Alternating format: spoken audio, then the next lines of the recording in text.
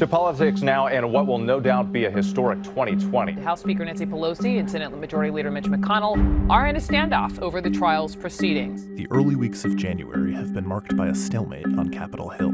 Democrats have not convinced Republicans to agree to a single term for the Senate's impeachment trial. The Speaker does not have the power to continue to hold. No, I'm not holding him indefinitely.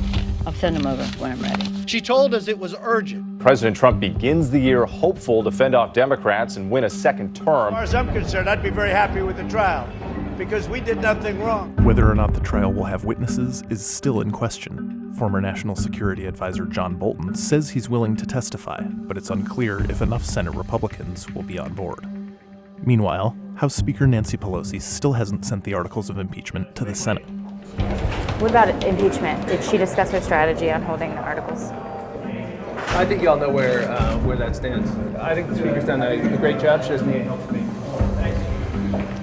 Dodge.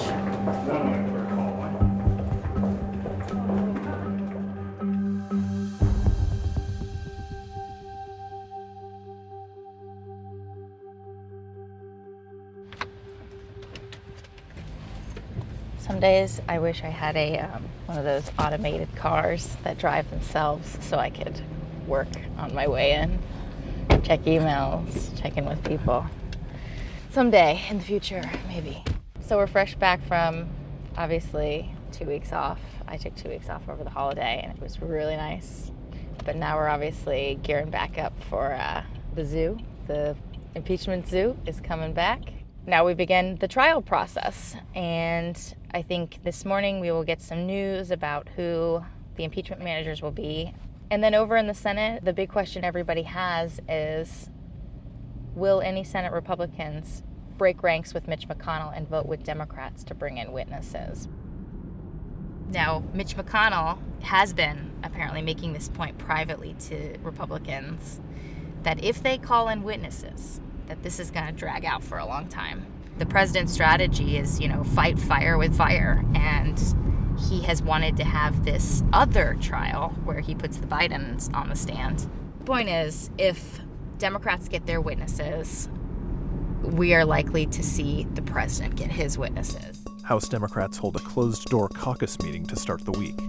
These members are the first to learn details on when and how Pelosi will deliver the articles of impeachment to the Senate. So basically the way we cover these caucus meetings, since they're closed door, is we text people in the room and they sort of tell us something without putting their name on it, and that's how we break news from these quiet meetings.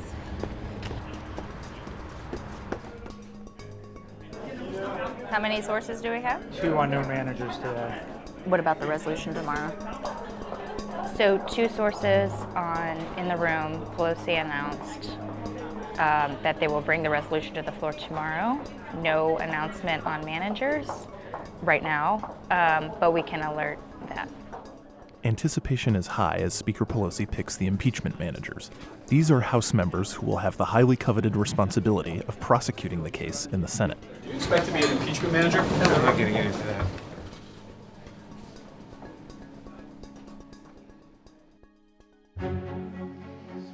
Later that day, the Senate policy meetings mark a notable shift as leadership lays the groundwork for the trial, which could start in less than a week.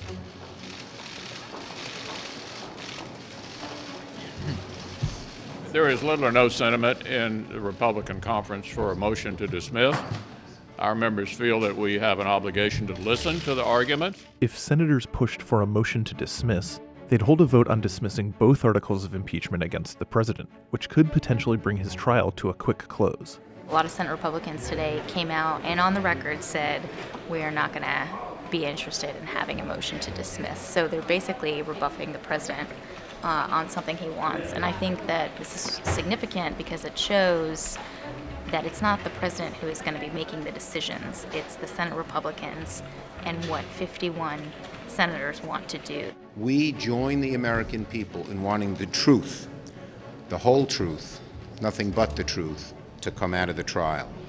If you want the truth, you have to have witnesses. You have to have documents. And with regard to what witnesses are necessary, we're going to vote on that at the appropriate time after we listen to the argument. 51 senators will decide who to call. After that, Who knows who will employ what kind of legal devices? I have no idea. And when will you reveal what the resolution will look like?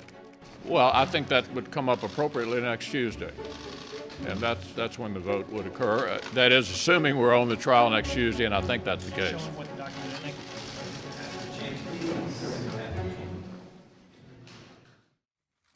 The next morning, the House finally begins the process of handing impeachment over to the Senate. Today, I'm very proud to present the managers. Chair Adam Schiff of California, our lead manager. Chairman Jerry Nadler. Congresswoman Sylvia Garcia of Texas. Chair Hakeem Jeffries of New York. Congresswoman Val Demings of Florida. Chair Zoe Lofgren. Congressman Jason Crow of Colorado is a member of the House Armed Services Committee. We'll go to the floor and pass the resolution naming the managers officially. After a floor vote on the resolution, I now send to the desk a resolution anointing and authorizing managers for the impeachment trial of Donald John Trump. And an official signature from Pelosi. The first duty of the impeachment managers is to deliver the articles of impeachment from the House to the Senate. On December 18th, the House of Representatives impeached the President of the United States. An impeachment that will last forever. Today, we will make history when the managers walk down the hall. They will cross a threshold in history, delivering articles of impeachment against the President of the United States for abuse of power and obstruction of the House. Make it be very clear that this President will be held accountable, that no one is above the law.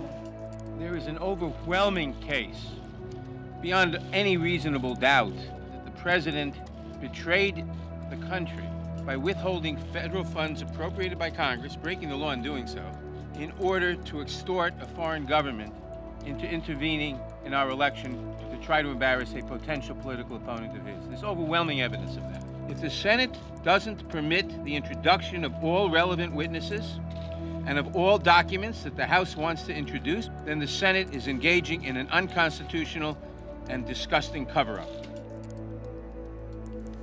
I have been directed by the House of Representatives to inform the Senate.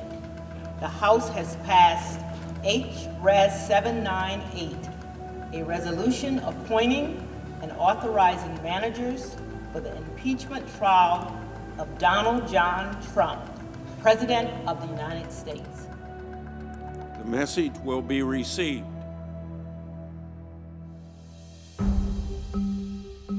Before the trial officially moves forward, Lev Parnas, an associate of Trump lawyer Rudy Giuliani, goes on television, revealing new details of their work in Ukraine.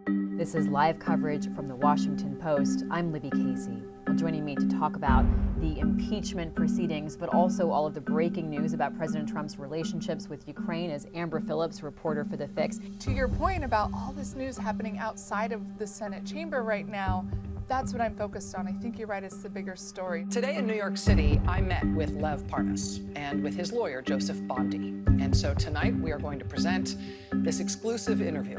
This guy, Lev Parnas, goes on MSNBC, Rachel Maddow, a liberal TV host for that channel, and he said everyone knew what we were doing with this political quid pro quo. I do remember me telling the president that the ambassador was bad-mouthing him and saying that he was going to get impeached, something to that effect. And at that point, he turned around to John DeStefano, who was his aide at the time, and said, fire her. And there was a silence in the room. We're not sure what credibility Lev Parnas has. He's not somebody House impeachment investigators deposed. He's also under federal indictment, but more and more documents keep showing he may have been integral to this political quid pro quo part, and therefore a witness who might know stuff. On Thursday, the impeachment managers return to the Senate and read the articles aloud. Article 1, abuse of power. Senators are told, in no uncertain terms, to stay quiet. All persons are commanded to keep silent on pain of imprisonment, while the House of Representatives is exhibiting to the Senate of the United States articles of impeachment against Donald John Trump, President of the United States. Article 2, obstruction of Congress. 4 senators, Democrats Patrick Leahy of Vermont and Dianne Feinstein of California, and Republicans Lindsey Graham of South Carolina and Roy Blunt of Missouri, escort John Roberts, the Chief Justice of the United States, to the chamber where he's sworn in. Do you solemnly swear that in all things appertaining to the trial of the impeachment of Donald John Trump, President of the United States, now pending, you will do impartial justice according to the Constitution and the laws, so help you God? I do. Roberts then swears in the Senate. Do you solemnly swear that in all things appertaining to the trial of the impeachment of Donald John Trump, President of the United States, now pending, you will do impartial justice according to the Constitution and laws, so help you God? With the Chief Justice and the Senate sworn in, the week's work is done. When they return, the trial of President Donald J. Trump begins in earnest.